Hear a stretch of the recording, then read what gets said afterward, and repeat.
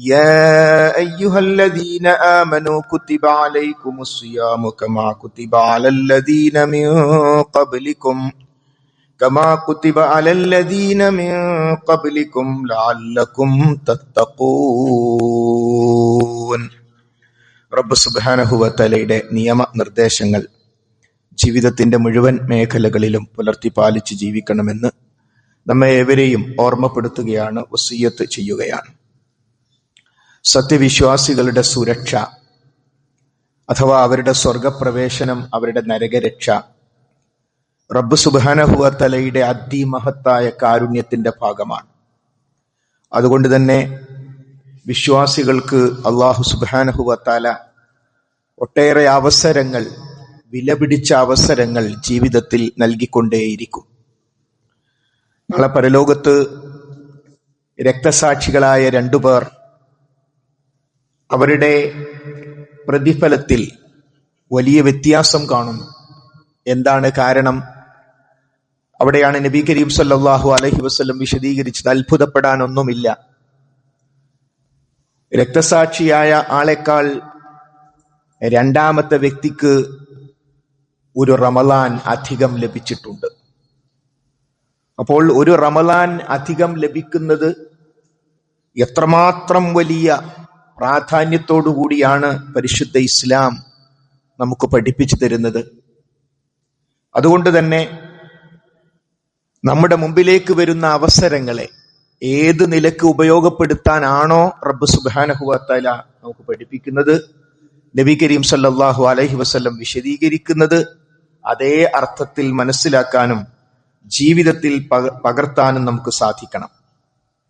മഹാനായ ഇബ്നു മസ്ഊദ് റളിയല്ലാഹു അൻഹുവിനോട് ചോദിക്കപ്പെട്ടു. നമുക്കറിയാം, സഹാബികളിൽ ഏറ്റവും മുന്നിൽ നിൽക്കുന്ന നബി കരീം സല്ലല്ലാഹു അലൈഹി വസല്ലമയുടെ ജീവിതത്തെ നമ്മിലേക്ക് എത്തിച്ച, റസൂലുള്ള പല കാര്യങ്ങൾക്കും ഉത്തരവാദിത്തങ്ങൾ ഏൽപ്പിച്ച, ഒട്ടേറെ പ്രത്യേകതകളുള്ള മഹാനായ സ്വഹാബിയാണ് ഇബ്നു മസ്ഊദ് റളിയല്ലാഹു അൻഹു. അവിടുത്തോട് ചോദിക്കപ്പെട്ടു, കൈഫ കുന്തും തസ്തഖ്ബിലൂന റമളാൻ, നിങ്ങൾ എങ്ങനെയായിരുന്നു റമളാനിന് വേണ്ടി ഒരുങ്ങിയിരുന്നത്? വളരെ സുപ്രധാനമായ, നമുക്കും ആവശ്യമുള്ള ഒരു ചോദ്യമാണല്ലോ. നമ്മുടെ നാടുകളിൽ, വീടുകളിൽ പെയിന്റ് അടിച്ചും വൃത്തിയാക്കിയും അതൊക്കെ അനിവാര്യമാണ്. പള്ളികൾ വൃത്തിയാകണം, വീടുകൾ വൃത്തിയാകണം. അത് റമളാൻ ഒരു കാരണമാണെങ്കിൽ അതിൽ യാതൊരു കുഴപ്പവുമില്ല. പല പേരുകളിൽ അത്തരം കാര്യങ്ങൾ പല നാടുകളിൽ അറിയപ്പെടുന്നു.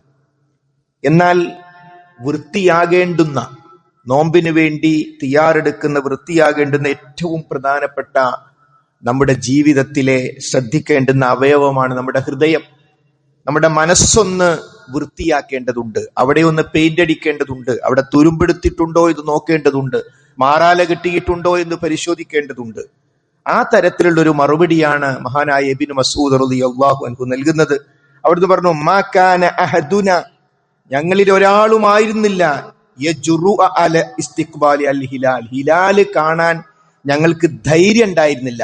വഫീ ഖൽബിഹി ദർറത്ത് ഹിദ്ഖിൻ അലാ അഖീഹി മുസ്ലിം, ഒരു മുസ്ലിമിനോട്, മുസ്ലിമായ ഒരു സഹോദരനോട് ഒരംശം പോലും മനസ്സിൽ വിരോധം വെച്ചുകൊണ്ട്, പിണങ്ങിക്കൊണ്ട് ഹിലാല് കാണുന്നതിനെ ഞങ്ങൾ ഭയപ്പെട്ടിരുന്നില്ല.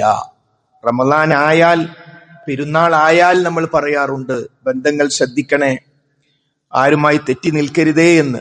എന്നാൽ സ്വഹാബത്ത് ഒരു പടി കൂടി മുമ്പിലായിരുന്നു. മാസപ്പിറവി കാണാൻ അവർക്ക് ധൈര്യമില്ല. ആളുകളുമായി, ആരെങ്കിലുമായി ഒരംശം, ഒരിത്തിരി തെറ്റി നിൽക്കുന്ന, വിരോധം വെച്ചു പുലർത്തുന്ന ഒരവസ്ഥ ഉണ്ടെങ്കിൽ അവർക്ക് ധൈര്യമില്ല ഹിലാല് കാണാൻ, മാസപ്പിറവി കാണാൻ എന്ന്. അതിലെ വലിയൊരു തത്വം സഹോദരി സഹോദരന്മാരെ നമ്മൾ മനസ്സിലാക്കണം. കാരണം എത്ര കൊല്ലായി റമളാൻ, ഞാനൊക്കെ എത്ര വർഷമായി ഇന്നിപ്പോ പറയാൻ പറ്റൂല എന്ന സീനിയോരിറ്റി പറഞ്ഞിട്ട് കാര്യമില്ല. അതിലെത്ര റമളാൻ നമുക്ക് കിട്ടി, നമുക്ക് ഉപകാരപ്പെട്ടു എന്നിടത്താണ് പ്രധാനം. അതുകൊണ്ട് ഒരു പക്ഷേ 2026 ഈ റമളാൻ ആകാം നമ്മുടെ ജീവിതത്തിലെ അവസാനത്തെ റമളാൻ, നമുക്കറിയില്ല. അതുകൊണ്ട് തന്നെ ആ റമളാൻ എല്ലാ അർത്ഥത്തിലും ഉപകാരപ്പെടണം. അതിനാരെങ്കിലുമായി പിണങ്ങി നിൽക്കുന്നുണ്ടെങ്കിൽ, പ്രത്യേകിച്ച് കുടുംബം, അതേപോലെ തന്നെ സുഹൃത്തുക്കൾ, നാട്ടുകാർ, ഇങ്ങനെ പിണങ്ങി നിൽക്കുന്നുണ്ടെങ്കിൽ ആ പിണക്കം മാറ്റുക എന്നത് നമ്മുടെ ആവശ്യമാണ്. എന്താ സ്വഹാബത്ത് അത്ര പേടിച്ചത്? കാരണം അമലുകൾ അല്ലാഹു സുബ്ഹാനഹു വ തആലയിലേക്ക് ഉയരില്ല. നമ്മൾ റമദാനിൽ നോമ്പ് നോറ്റത് കൊണ്ടോ ആ നോമ്പിന് തന്നെ ജമാഅത്ത് നമസ്കാരങ്ങളിൽ പങ്കെടുത്തത് കൊണ്ടോ നമ്മുടെ ദാനധർമ്മങ്ങൾ വർദ്ധിപ്പിച്ചതുകൊണ്ടോ ഒന്നും, അതൊക്കെ അവിടെ റെഡിയാണ്, പക്ഷെ ആകാശത്തേക്ക് ഉയരുന്നില്ല. കാരണം ആളുകൾ തമ്മിൽ തെറ്റി നിൽക്കുന്നു എന്നതാണ്. അതുകൊണ്ടാണ് 3 ദിവസത്തിലധികം ഒരു കാരണവശാലും നിങ്ങൾ തെറ്റി നിൽക്കരുത് എന്ന് ഹബീബായ നബി കരീം സ്വല്ലല്ലാഹു അലൈഹി വസല്ലം നമുക്ക് പഠിപ്പിച്ചത്. അതുകൊണ്ട് ആ നിലക്കുള്ള ഒരുക്കങ്ങൾ വളരെ പ്രധാനമാണ്. അബീ ഹുറൈറ റളിയല്ലാഹു അൻഹു റിപ്പോർട്ട് ചെയ്യുന്ന ഹദീസിൽ കാണാം, നസായി അത് ഉദ്ധരിച്ചിട്ടുണ്ട്, ഖാല റസൂലുള്ളാഹി സ്വല്ലല്ലാഹു അലൈഹി വസല്ലം അതാകും റമളാൻ ശഹ്റും മുബാറക, നിങ്ങളിലേക്ക് റമളാൻ വന്നെത്തിയിരിക്കുന്നു, അനുഗ്രഹീതമായ മാസം. മറ്റു മാസങ്ങളിൽ നിന്ന് വ്യത്യസ്തമായി ഈ മാസത്തെപ്പറ്റി റസൂലുള്ളാഹി സ്വല്ലല്ലാഹു അലൈഹി വസല്ലം അവിടുത്തെ തിരുനാവ് കൊണ്ട് പറഞ്ഞത് ഷഹ്റുൻ മുബാറക, അനുഗ്രഹീതമായ മാസം എന്നാണ്. ഫറളല്ലാഹു അസ്സ വജല്ല അലൈക്കും സിയാമഹു, അല്ലാഹു സുബ്ഹാനഹു വ തആല ആ മാസം നിങ്ങൾക്ക് നോമ്പ് നിർബന്ധമാക്കിയിരിക്കുന്നു. ഈ നിർബന്ധം എന്ന വാക്കിന് പ്രാധാന്യം കൊടുക്കേണ്ടുന്ന ഒരു കാലഘട്ടത്തിലൂടെയാണ് നാം മുന്നോട്ട് പോകുന്നത്. നോമ്പിൽ നിന്നും വിട്ടു നിൽക്കുക, പ്രത്യേക കാരണങ്ങളില്ലാതെ സ്വന്തം തീരുമാനം എടുക്കുക. വെള്ളിയാഴ്ചകൾ നോമ്പ് പറ്റാ മതി, ഇടവിട്ട ദിവസം നോമ്പ് പറ്റാ മതി, പടച്ചോനെ കാരുണ്യമുള്ള അതുകൊണ്ട് അങ്ങനെ മതി ഇങ്ങനെ മതി, സ്വയം ഫത്വ ഉണ്ടാക്കുക. എന്നിട്ട് സ്വന്തത്തോട് ഫത്വ പറയാ, ഫത്വ ചോദിക്കലും പറയലൊക്കെ ഒരാൾ തന്നെ. എന്നിട്ട് തീരുമാനം എടുക്കുക, ഇതൊരു നോമ്പ് നോൽക്കാതിരിക്കുക. പറ്റില്ല. നോമ്പ് നോൽക്കാൻ ആർക്ക് പാടില്ല എന്ന് വിശുദ്ധ ഖുർആൻ, ആർക്കാണ് ഇളവ് എന്ന് വിശുദ്ധ ഖുർആൻ കൃത്യമായി പറഞ്ഞിട്ടുണ്ട്. നിങ്ങളിൽ ഒരാൾ രോഗിയാണെങ്കിൽ, നിങ്ങൾ യാത്രയിലാണെങ്കിൽ മറ്റൊരു ദിവസം നോൽക്കണമെന്നും പറഞ്ഞിട്ടുണ്ട്. അതിനും കഴിയില്ലെങ്കിൽ ഫിദിയ കൊടുക്കണം, മിസ്കീനുകളായ ആളുകൾക്ക് ഫിദിയ കൊടുക്കണം എന്നും വിശുദ്ധ ഖുർആൻ നോമ്പിനെ കുറിച്ച് പറഞ്ഞെടുത്ത് വ്യക്തമായി നമ്മളെ പഠിപ്പിക്കുന്നു. അതുകൊണ്ട് ഇത് നോറ്റാൽ നല്ല കാര്യം എന്നല്ല, നോൽക്കൽ നിർബന്ധമാണ്. നമസ്കാരം ഉപേക്ഷിക്കുന്നത് പോലെ അതിനേക്കാൾ ഗൗരവമാണ് നോമ്പ് ഉപേക്ഷിക്കുക എന്നത്. അതുകൊണ്ട് നിർബന്ധമാകുന്നു എന്നതാണ് റസൂലുള്ളാഹി സ്വല്ലല്ലാഹു അലൈഹി വസല്ലം നമുക്ക് പഠിപ്പിച്ചത്. അതോടുകൂടി ആകാശത്തിന്റെ കവാടങ്ങൾ തുറക്കപ്പെടുന്നു, നരക കവാടങ്ങൾ അടക്കപ്പെടുന്നു. മാത്രമല്ല ആ മാസത്തിൽ ഫീഹി ലൈലത്തുൻ ഖൈറും മിൻ അൽഫി ശഹർ, നോമ്പ് തുടങ്ങുമ്പോൾ തന്നെ പറയാ, ഈ മാസത്തിൽ 1000 മാസങ്ങളെക്കാൾ ഉത്തമമായ ഒരു രാവ് നിങ്ങൾക്ക് വരാനുണ്ട് എന്ന് മഹാനായ നബി കരീം സ്വല്ലല്ലാഹു അലൈഹി വസല്ലം നമുക്ക് പഠിപ്പിക്കുന്നു. അതുകൊണ്ട് ഈ മാസത്തെ ആദ്യമായി ഹൃദയം കൊണ്ട് നമ്മൾ ഓരോരുത്തരും സ്വീകരിക്കുക എന്നതാണ് ഏറ്റവും പ്രധാനം. എന്തുകൊണ്ടാണ് റമളാൻ എന്ന ചോദ്യം? എന്തുകൊണ്ട് റമളാൻ എന്ന ചോദ്യത്തിന്റെ ഉത്തരം ശഹ്റു റമളാൻ അല്ലദീ ഉൻസില ഫീഹിൽ ഖുർആൻ, റമളാൻ മാസത്തിലാണ് ഖുർആൻ അവതീർണമായത്. അപ്പോൾ വേറെ ഏതെങ്കിലും ഒരു മാസത്തിലായിരുന്നു ഖുർആൻ വന്നതെങ്കിൽ ആ മാസത്തിലാകുമായിരുന്നു നോമ്പ്. ഖുർആൻ ഇറങ്ങിയത് റമളാൻ മാസത്തിലാണ്. അതാകട്ടെ ഹുദൻ ലിന്നാസ്, ഹുദൻ ലിൽ മുസ്ലിമീൻ അല്ല, ഹുദൻ ലിന്നാസ്, അത് മാനവർക്കുള്ള മാർഗദർശനമാണ്. വിശുദ്ധ ഖുർആൻ മുസ്ലിങ്ങളുടെ മാത്രം ഗ്രന്ഥമല്ല, മുസ്ലിങ്ങളടക്കം ലോകത്തുള്ള മുഴുവൻ മനുഷ്യർക്കുമുള്ള ഹുദ, നേർമാർഗം കാണിച്ചു കൊടുക്കുന്ന ഗ്രന്ഥമാണ്. അതുകൊണ്ട് ആ നിലക്ക് ആ മാസത്തിൽ ഫമൻ ഷഹിദ മിൻകും അശ്ശഹ്ർ ഫൽയസും, ആരെങ്കിലും ആ മാസത്തിൽ ഹാജറുണ്ടെങ്കിൽ, ജീവിച്ചിരിപ്പുണ്ടെങ്കിൽ അവർ നോമ്പ് നോൽക്കട്ടെ എന്നാണ്. അപ്പൊ എന്തുകൊണ്ട് റമളാൻ എന്ന ചോദ്യത്തിന്റെ ഉത്തരം വിശുദ്ധ ഖുർആൻ എന്നാണ്. മാത്രമല്ല ഈ നോമ്പൊക്കെ നോൽക്കുമ്പോൾ ഇത് നമുക്ക് മാത്രമുള്ളതാണോ? അല്ല. യാ അയ്യുഹല്ലദീന ആമനൂ കുതിബ അലൈക്കുമുസ് സിയാം കമാ കുതിബ അലല്ലദീന മിൻ ഖബ്ലിക്കും ലഅല്ലക്കും തത്തഖൂൻ, സത്യവിശ്വാസികളെ നിങ്ങൾക്കും നിങ്ങൾക്ക് മുമ്പുള്ളവർക്കും നാം നോമ്പ് നിർബന്ധമാക്കി. അപ്പൊ നോമ്പ് എന്നത് വേറെ പല രൂപമാറ്റങ്ങളിൽ മറ്റു സമുദായങ്ങളിലും ഉണ്ടായിരുന്നു. കഴിഞ്ഞുപോയ പ്രവാചകന്മാരിലും ആ പ്രവാചക സമൂഹങ്ങളിലും അല്ലാഹു സുബ്ഹാനഹു വ തആല നോമ്പ് നിശ്ചയിച്ചിരുന്നു ഓരോ കാലഘട്ടത്തിലും എന്നതാണ്. മാത്രമല്ല അല്ലാഹു സുബ്ഹാനഹു വ തആല പറഞ്ഞതായി നബി കരീം സല്ലല്ലാഹു അലൈഹി വസല്ലമയെ അറിയിക്കുന്നു. ബുഖാരിയിലെ 1904 ഹദീസിൽ കാണാം, കുല്ലു അമലി ഇബ്നു ആദം ലഹു, മനുഷ്യന്റെ കർമ്മങ്ങൾ മുഴുവനും അവനുള്ളതാണ്. നമ്മുടെ എല്ലാ ഈ ജുമ പടച്ചവനുള്ളതാണ്, ജുമയ്ക്ക് ശേഷമുള്ള സുന്നത്ത് നിസ്കാരം അള്ളാഹ്ക്കുള്ളതാണ്, എല്ലാം അള്ളാഹുവിനുള്ളതാണ്. ഇല്ല സിയാം, നോമ്പൊഴികെ. നോമ്പ് അള്ളാഹ്ക്കുള്ളതല്ലേ? നോക്കൂ അടുത്ത വാചകം, ഫഇന്നഹു ലീ, അത് എനിക്കുള്ളതാണ്, വഅന അജ്സി ബിഹി, ഞാൻ അതിന് പ്രതിഫലം കൊടുക്കും. അപ്പൊ നിസ്കാരത്തിന് അള്ളാഹു പ്രതിഫലം കൊടുക്കില്ലേ? കൊടുക്കും. മറ്റ് ഇബാദത്തുകളിൽ നിന്ന് വ്യത്യസ്തമായി നോമ്പിനൊരു പ്രത്യേകത ഉണ്ട്. അത് നോറ്റിട്ടുണ്ടോന്ന് ആ നോറ്റ വ്യക്തിക്കും പടച്ചോനും അറിയും. നോമ്പ് തുറക്കാൻ നേരത്തെ ഒരാൾ ഭയങ്കര വിശപ്പാന്നൊക്കെ അഭിപ്രായം പറഞ്ഞു. ഒരു ഉച്ചക്ക് ഭക്ഷണം കഴിച്ച ആളാ, ആർക്കറിയാം? അയാൾ വെള്ളം കുടിച്ച ആളാണ്, ആർക്കറിയാം? അപ്പോൾ നോമ്പ് നമ്മൾ നോറ്റു എന്നത് നമുക്ക് ഇഖ്ലാസ് ഉണ്ട്, നമുക്ക് പടച്ചോനെ പേടിയുണ്ട്, നമുക്ക് തന്നെ ഉറപ്പിക്കാവുന്ന, നമുക്ക് തന്നെ പടച്ചോനോട് പ്രാർത്ഥിക്കാവുന്ന വളരെ പ്രധാനപ്പെട്ട ഒരു ഇബാദത്താണ് നോമ്പ്. അതുകൊണ്ടാണ് അസ്സിയാമു ലീ, നോമ്പ് എനിക്കുള്ളതാണ്, വ അന അജ്സി ബിഹി, ഞാൻ അതിന് കൂലി കൊടുക്കും, ഞാൻ അതിന് പ്രതിഫലം കൊടുക്കും എന്ന് അല്ലാഹു സുബ്ഹാനഹു വ തആല പറഞ്ഞതായി നബി കരീം സല്ലല്ലാഹു അലൈഹി വസല്ലം നമുക്ക് അറിയിച്ചു തരുന്നത്. മാത്രമല്ല, നോമ്പ് നോറ്റാൽ എന്തു കിട്ടും? ഈ പട്ടിണി കിടന്നാൽ, വെള്ളം ഉപേക്ഷിച്ചാൽ, ഭക്ഷണം ഉപേക്ഷിച്ചാൽ, പകൽ സന്ദർഭത്തിൽ ഭാര്യാഭർത്തൃ ബന്ധങ്ങൾ ഉപേക്ഷിച്ചാൽ എന്തു കിട്ടും? മൻ സ്വാമ റമളാന ഈമാനൻ വഹ്തിസാബൻ ഗുഫിറ ലഹു മാ തഖദ്ദമ മിൻ ദംബിഹി. ബുഖാരിയിലെ 38ാമത്തെ ഹദീസിൽ കാണാം, വിശ്വാസത്തോടുകൂടി, വിശ്വാസമില്ലാതെ നോമ്പില്ല. നോമ്പ് വന്നാൽ ചില പത്രങ്ങളിലും ഒക്കെ വരും, 56 കൊല്ലമായി 38 കൊല്ലമായി ഒരു മുസ്ലിമിന്റെ പേരുണ്ടാവും, അയാൾ നോമ്പ് നോൽക്കുന്നു. പത്രക്കാരൊക്കെ പറഞ്ഞോട്ടെ, കുഴപ്പമൊന്നുമില്ല, പക്ഷെ അയാൾ നോമ്പ് നോൽക്കാൻ ഇസ്ലാം പറഞ്ഞിട്ടില്ല. വിശ്വാസികളല്ലാത്ത ഒരാളോട് നോമ്പ് നോൽക്കാൻ പറഞ്ഞിട്ടില്ല. യാ അയ്യുഹല്ലദീന ആമനു, ഈമാനുള്ളവരെ എന്ന് പറഞ്ഞുകൊണ്ടാണ് നോമ്പ് നിർബന്ധാക്കിയത്. യാ അയ്യുഹന്നാസ്, ജനങ്ങളെ എന്ന് പറഞ്ഞിട്ടില്ല. അപ്പൊ ഈമാനുള്ളവരുടെ നോമ്പേ അള്ളാഹ് സ്വീകരിക്കൂ. മറ്റുള്ളൊരു നോമ്പ് നോറ്റോട്ടെ, നമ്മൾ അതിനെ പരിഹസിക്കാനൊന്നും പോകണ്ട, അതുകൊണ്ട് ഒരു കാര്യവുമില്ല. നോമ്പ് നോൽക്കാൻ പറഞ്ഞത് അതുകൊണ്ടാണ്. മൻ സ്വാമ റമളാന ഈമാനൻ, ആരെങ്കിലും ഈമാനോടുകൂടി. എന്താ ഈമാൻ എന്ന് പറഞ്ഞാൽ? അതിന്റെ ബേസ് ലാ ഇലാഹ ഇല്ലല്ലാഹ്, പ്രതിഫലം കൊടുക്കുന്ന പടച്ചോനാണ്. ആ പടച്ചോനിൽ വിശ്വസിച്ചാലേ നോമ്പ് സ്വീകരിക്കുള്ളൂ. ചില ആൾക്കാർ, ഗാന്ധിക്ക് സ്വർഗം കിട്ടൂലേ, മദർ തെരേസക്ക് സ്വർഗം കിട്ടൂലേ? ചോദ്യങ്ങൾ ആർക്കും ചോദിക്കാം. മദർ തെരേസ അമലുകൾ ചെയ്തൊരു പെട്ടിയിലാക്കി അയച്ചു യേശു ക്രിസ്തുവിന്, പടച്ചോൻ കൂലി കൊടുക്കുവോ?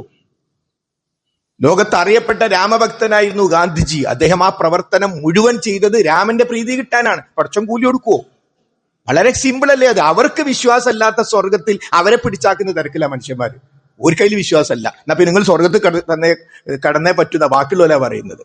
അപ്പോൾ ഈമാൻ വേണം, ഈമാൻ ഉണ്ടെങ്കിലേ അമലുകൾ സ്വീകരിക്കുകയുള്ളൂ. മൻ സ്വാമ റമളാന ഈമാനൻ പോരാ, വഹ്തിസാബൻ, അത് വളരെ പ്രധാനി. നോമ്പിനെ കുറിച്ച് പറഞ്ഞെടുത്ത് പ്രത്യേകം പറഞ്ഞു, പ്രതിഫലം, കൂലി കിട്ടണം, എനിക്ക് കൂലി കിട്ടണം. വിശന്ന് ദാഹിക്കുമ്പോ പടച്ചോനെ സ്വീകരിക്കണേ, പടച്ചോനെ സ്വീകരിക്കണേ. ആ ഫ്രിഡ്ജിൽ ഇങ്ങനെ കാണാൻ നമുക്ക് ഇഷ്ടമുള്ള ജ്യൂസ്, നമ്മുടെ ജ്യൂസാണ്, നമ്മൾ വാങ്ങി വെച്ചതാണ്, കുടിക്കൂല. ആര്? നമ്മളോട് ഞാൻ കുടിക്കൂല. പടച്ചോൻ ഹറാമാക്കി, പകൽ സമയത്ത് പടച്ചോൻ ഹറാമാക്കി. അങ്ങനെ നമ്മളെ തന്നെ ആത്മനിയന്ത്രണത്തിലൂടെ സ്വർഗപ്രവേശനത്തിന് ഞാൻ യോഗ്യനാണ്, നരകത്തിൽ എനിക്ക് പ്രവേശിക്കാൻ സാധ്യമല്ല എന്ന നിലക്ക് നമ്മളെ തന്നെ പാകപ്പെടുത്തുകയാണ്. TV ചാനലിൽ സോമാലിയയിൽ നിന്നുള്ള ഒരു വ്യക്തിയുടെ ചോദ്യമാണ്, ഈ ഭക്ഷണം കഴിക്കാതെ അത്താഴം കഴിച്ചാൽ ശരിയാകുമോ? ഭക്ഷണമില്ലാതെ നോമ്പ് തുറന്നാൽ ശരിയാകുമോ? ചോദ്യത്തിന് ഒരു കാരണമുണ്ട്, അവർക്ക് അത്താഴം കഴിക്കാൻ ഭക്ഷണമില്ല എന്നതാണ് പ്രശ്നം. അപ്പോൾ ഫത്വ കിട്ടണം. ഒന്നുമില്ല കഴിക്കാൻ, പക്ഷെ നോമ്പ് ശരിയാകുമോ? ഒന്നുമില്ല കഴിക്കാൻ, എങ്കിൽ അവർക്ക് ഈത്തപ്പഴം പോലും കിട്ടാൻ പ്രയാസമുള്ള അവസ്ഥകൾ നോക്കൂ. അതിനുത്തരം പറയുന്ന പണ്ഡിതൻ പൊട്ടിക്കരഞ്ഞു പോയി TV ചാനലിൽ വെച്ച്. ഇതും നമ്മുടെ സഹോദരങ്ങൾ തന്നെയാണ് എന്ന് നമ്മൾ ഓർക്കണം. എന്തെല്ലാം അനുഗ്രഹങ്ങളാണ് സഹോദരന്മാരെ റബ്ബ് നമുക്ക് നൽകിയിട്ടുള്ളത്. അതിലല്പം കുറഞ്ഞു പോയാൽ നമ്മൾ ആകെ നിരാശയിലേക്ക് പോവുകയാണ്. അപ്പൊ അതുകൊണ്ട് മൻ സ്വാമ റമളാന ഈമാനൻ വഹ്തിസാബൻ, ഈമാനോടുകൂടി പ്രതിഫലേച്ഛയോടുകൂടി ആരെങ്കിലും നോമ്പ് എന്ത് കിട്ടും? ഗുഫിറ ലഹു മാ തഖദ്ദമ മിൻ ദംബിഹി, അവന്റെ കഴിഞ്ഞു പോയ പാപങ്ങൾ അല്ലാഹു സുബ്ഹാനഹു വ തആല പുറത്തു കൊടുക്കും. നമ്മളെ ആവശ്യമല്ലേ? നമ്മുടെ ആവശ്യം പാപങ്ങൾ പുറത്തു കിട്ടുക എന്നതാണ്. അതാണ് അല്ലാഹു സുബ്ഹാനഹു വ തആല നമുക്ക് നൽകുന്ന ഏറ്റവും വലിയ ഓഫർ എന്ന് പറയുന്നത്, പാപങ്ങൾ പുറത്തു കിട്ടുക എന്നതാണ്. അസ്സിയാമു ജുന്ന, നോമ്പ് ഒരു പരിചയാണ്. മിനന്നാർ, നരകത്തിൽ നിന്ന് നമ്മളെ കാക്കുന്ന ഒരു പരിചയാണ്. ഒരാൾ നമ്മളെ ആക്രമിക്കാൻ വരുമ്പോൾ നമ്മൾ ഒരു പരിച വെച്ച് തടുക്കാറില്ലേ, അതുപോലെ നരകത്തിൽ നിന്നും നമ്മളെ കാക്കാനുള്ള പരിചയാണ് നോമ്പ്. ആ നിലക്കാണ് മഹാനായ നബി കരീം സല്ലല്ലാഹു അലൈഹി വസല്ലം നോമ്പിനെ നമുക്ക് പരിചയപ്പെടുത്തിയത്. മാത്രമല്ല, മൻ സ്വാമ യൗമൻ ഫീ സബീലില്ലാഹി ബഅദല്ലാഹു വജ്ഹഹു അനിന്നാരി 70 ഖരീഫ.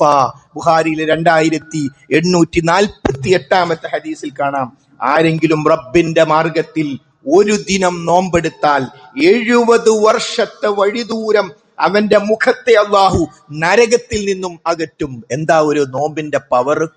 70 വർഷത്തെ വഴിദൂരം ഒരൊറ്റ നോമ്പ് കൊണ്ട് അള്ളാഹു സുബ്ഹാനഹു വ തആല ആ വ്യക്തിയെ നരകത്തിൽ നിന്നും അകറ്റി നിർത്തുമെന്നാണ്. ലിസ്വാഇബി ഫർഹതാനി, റസൂലുള്ളാഹി പറയാണ് മുസ്ലിമിലെ 1151 ഹദീസിൽ, ലിസ്വാഇമി ഫർഹതാനി, നോമ്പുകാരന് 2 സന്തോഷമുണ്ട്.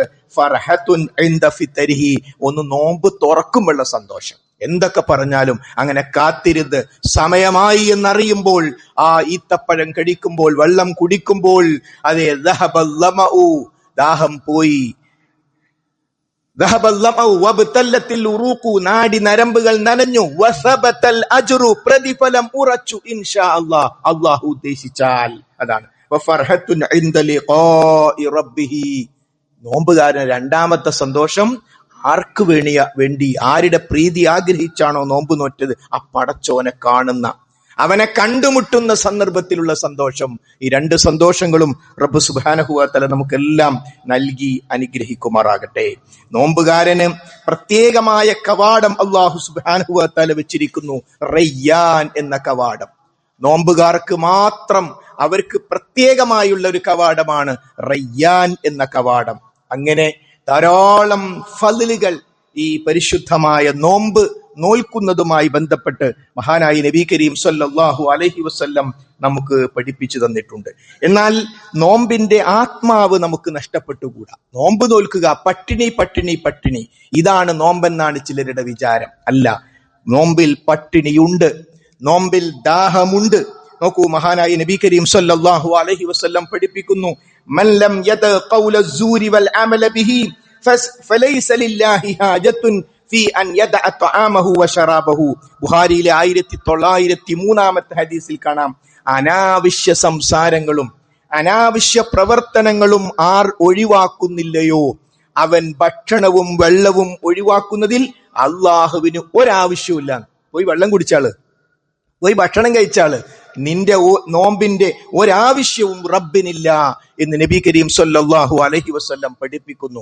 മല്ലം യദ ഖൗല സൂരി വൽ അമല ബിഹി, ആരെങ്കിലും ചീത്ത സംസാരങ്ങളും ചീത്ത പ്രവർത്തനങ്ങളും ഉപേക്ഷിക്കുന്നില്ലെങ്കിൽ ഫലൈസ ലില്ലാഹി ഹാജ, പടച്ചോന് ആവശ്യമില്ല, ഫീ അൻ യദഅ തആമഹു വശറ, ഓൻ അന്നപാനീയങ്ങൾ ഉപേക്ഷിക്കുന്നതുകൊണ്ട് പടച്ചോന് യാതൊരാവശ്യവുമില്ല. നോക്കൂ, നോമ്പിന്റെ ശാരീരിക വശം നമ്മുടെ ഭക്ഷണവും വെള്ളവും ഉപേക്ഷിക്കുന്നിടത്ത് നിർബന്ധമാണ്. എന്നാൽ ശാരീരിക വശം പൂർണ്ണമായി പാലിക്കുകയും മനസ്സുകൊണ്ട് പാലിക്കേണ്ടത് മനസ്സിന് നോമ്പില്ല, ശരീരത്തിന് മാത്രം നോമ്പ് ആവശ്യമില്ല എന്നാ പറഞ്ഞത്, ആവശ്യമില്ല. അപ്പോൾ സഹോദരി സഹോദരന്മാരെ, നമ്മുടെ ജീവിതത്തിൽ നരകത്തിലേക്ക് നമ്മൾ എത്തിപ്പെടുന്ന ഏറ്റവും പ്രധാനപ്പെട്ടത് തെറ്റായ പ്രവർത്തനങ്ങളാണ്, തെറ്റായ വാക്കുകളാണ്. ഇത് 2ഉം നിയന്ത്രിക്കണം. അത് നിയന്ത്രിച്ചില്ലെങ്കിൽ അവന്റെ നോമ്പ് അല്ലാഹു സുബ്ഹാനഹു വ തആലക്ക് ആവശ്യമില്ല എന്നാണ് മഹാനായ നബി കരീം സല്ലല്ലാഹു അലൈഹി വസല്ലം നമുക്ക് പഠിപ്പിച്ചു തരുന്നത്.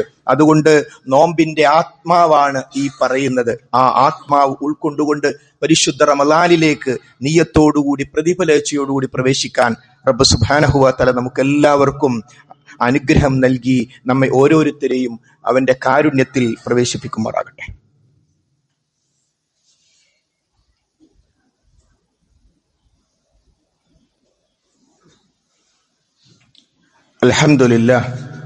അൽഹംദുലില്ലാഹി റബ്ബിൽ ആലമീൻ വസ്സലാത്തു വസ്സലാമു അലാ റസൂലിഹിൽ അമീൻ വഅലാ ആലിഹി വസഹ്ബിഹി അജ്മഈൻ. അമ്മാ ബഅദ്. ഒരിക്കൽ കൂടി റബ്ബ് സുബ്ഹാനഹു വ തആലയുടെ നിയമനിർദ്ദേശങ്ങൾ ശ്രദ്ധിക്കണം, സൂക്ഷിക്കണമെന്ന് ഓർമ്മപ്പെടുത്തുകയാണ്.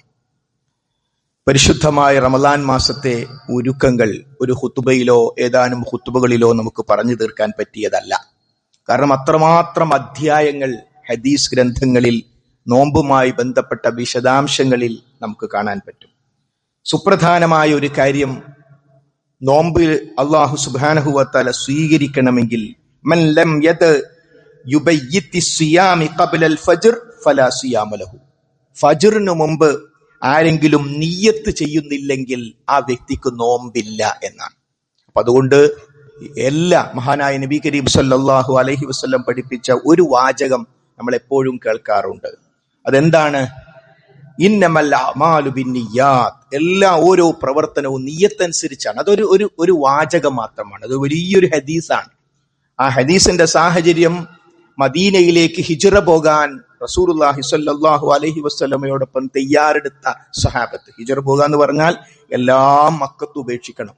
അവിടുത്തെ ഇസ്ലാമിന്റെ ശത്രുക്കൾ ഒന്നും എടുക്കാൻ സമ്മതിച്ചില്ല. എല്ലാം ഉപേക്ഷിച്ച് അള്ളാന്റെ റസൂലിന്റെ ഒപ്പം പോവാണ്.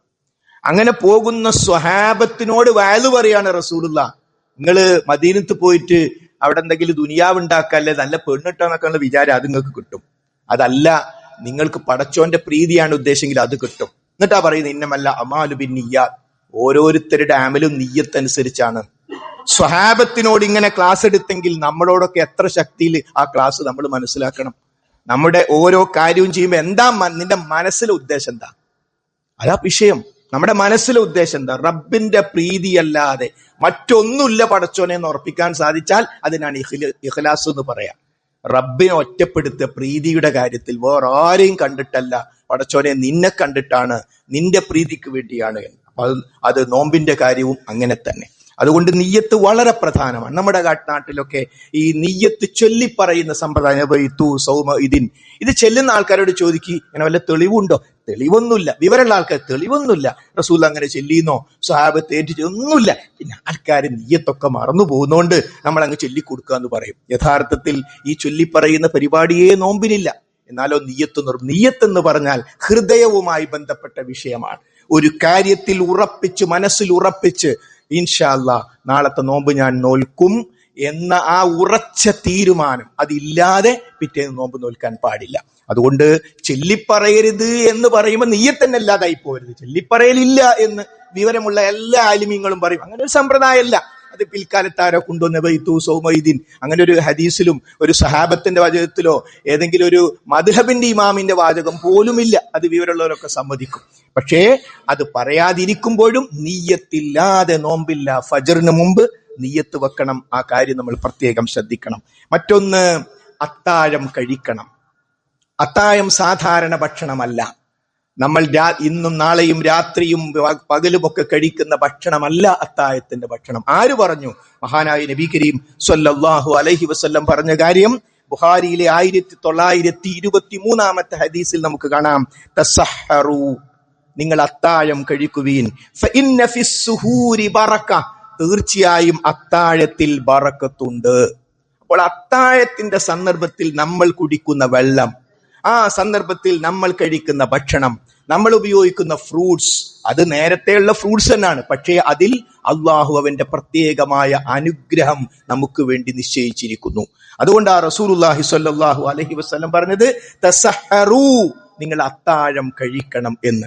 അത്താഴം എപ്പോഴാണ് കഴിക്കേണ്ടത്? വളരെ പ്രധാനമാണ്. മഹാനായ നബി കരീം സ്വല്ലല്ലാഹു അലൈഹി വസല്ലമയുടെ അത്താഴവും സുബഹി ബാങ്കും തമ്മിൽ 50 ആയത്തോതുന്ന സമയം.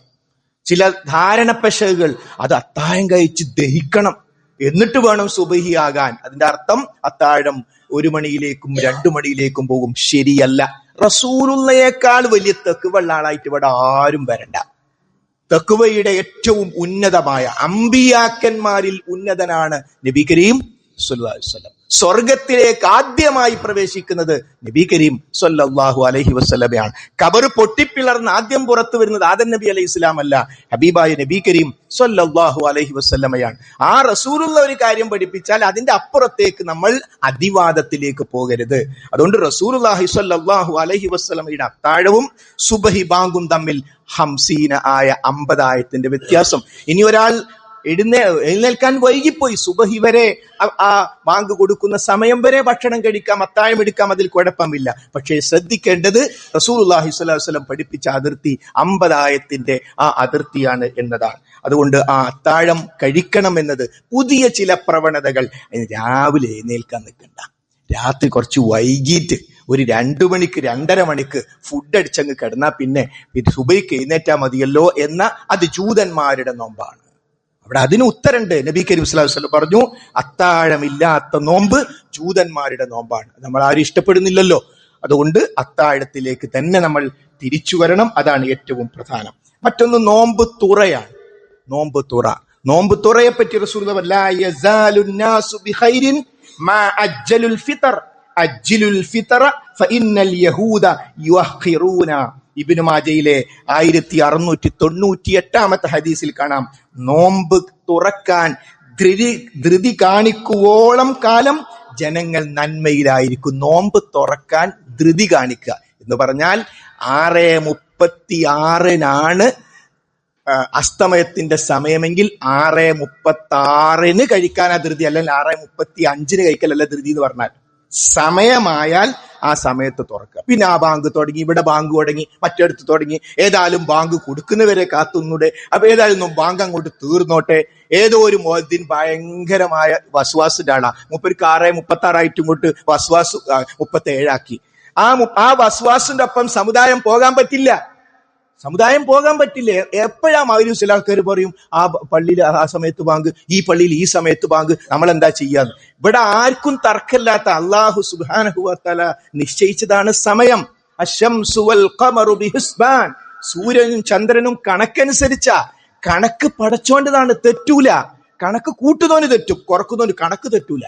കണക്ക് തെറ്റില്ല, കണക്ക് അള്ളാഹുവിൻ്റെതാണ്. അശ്ശംസു വൽ ഖമറു ബിഹിസ്ബാൻ. നമ്മൾ നോക്കൂ, നമ്മൾ ഇന്റർനെറ്റ് പരിശോധിച്ചാൽ ഏത് നോക്കിയാലും കൃത്യമായി അസ്തമയം എപ്പോഴാ കിട്ടും. തിരുവനന്തപുരത്തെ സമയമല്ല, കണ്ണൂരത്തെ സമയം, അത് കൃത്യമാണ്. അത് ഇവിടുത്തെ ഏതെങ്കിലും മതസംഘടനകൾ ഉണ്ടാക്കിയതല്ല. അത് നമുക്ക് കൃത്യമായിട്ട് കിട്ടും. നെറ്റിൽ പോയാൽ, നെറ്റ് നമ്മുടേതല്ല. ആ നെറ്റിലെടുക്കുന്ന സമയം ഈ പ്രകൃതിയിൽ നിന്ന് ആവാഹിച്ചെടുക്കുന്ന അവിടുന്ന് കിട്ടുന്ന വിവരം അനുസരിച്ച്, അല്ലാതെ നമ്മൾ ഉണ്ടാക്കുന്നതല്ല. അപ്പൊ അതുകൊണ്ട് ആ സമയം നോമ്പ് തുറക്കുക എന്നത് ഏറ്റവും പ്രധാനമാണ്. ഒരർത്ഥത്തിൽ ബാങ്ക് പോലും അല്ല അടയാളം, സമയമായി എന്നതാണ്.